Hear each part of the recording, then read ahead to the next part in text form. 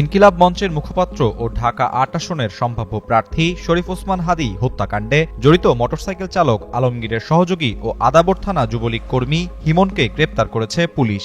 এ সময় তার দেয়া তথ্য অনুযায়ী অভিযান চালিয়ে বিদেশি পিস্তল, গুলি ও বিপুল পরিমাণে বিস্ফোরক দ্রব্য উদ্ধার করা হয়। বুধবার বিকেলে রাজধানীর আদাবরের একটি আবাসিক হোটেল থেকে তাকে গ্রেপ্তার করা হয় বলে নিশ্চিত করেন তেজগাঁ বিভাগের মোহাম্মদপুর জোনের অতিরিক্ত উপপুলিশ কমিশনার মোহাম্মদ জুয়েল রানা। পুলিশ সূত্র জানায়, হাদী হত্যাকাণ্ডে জড়িত ফয়সাল ও আলমগীরের সঙ্গে হিমনের ঘনিষ্ঠ সম্পর্ক রয়েছে। প্রায় 2 মাস আগে তিনি দুবাই থেকে বাংলাদেশে ফেরেন। গোপন সংবাদের ভিত্তিতে প্রথমে আদাবরের রাজ্জাক হোটেল থেকে তাকে আটক করা হয়। পরে তার দেয়া তথ্যের ভিত্তিতে আদাবর এলাকার মেহেদির বাসা থেকে পিস্তল, গুলি ও বিস্ফোরক দ্রব্য উদ্ধার করা হয়। এডিসি মোহাম্মদ জুয়েল রানা বলেন, গোপন সংবাদের ভিত্তিতে পুলিশ জানতে পারে আদাবরের একটি আবাসিক হোটেলে হিমন অবস্থান করছে। সেই তথ্যের ভিত্তিতে অভিযান চালিয়ে তাকে গ্রেপ্তার করা হয়।